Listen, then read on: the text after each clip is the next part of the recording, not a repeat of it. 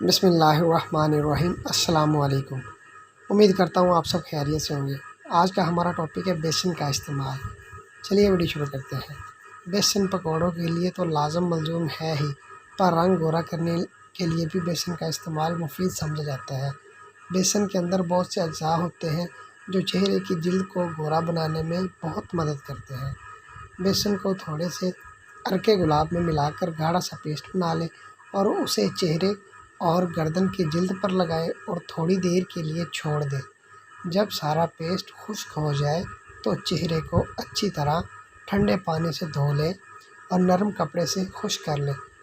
دوستوں، امید کرتا ہوں آپ کو یہ میری ویڈیو اچھی لگی ہوگی۔ اگر میری ویڈیو اچھی لگی تو میری ویڈیو کو لائک کریں، میرے چینل کو سبسکرائب کریں اور بیل آئیکن پر ضرور کلک کریں تاکہ نئی آنے والی ویڈیوز کا نوٹیفیکیشن آپ کو بآسانی مل سکے۔ اپنا بہت سارا خیال رکھیے گا۔ اللہ حافظ۔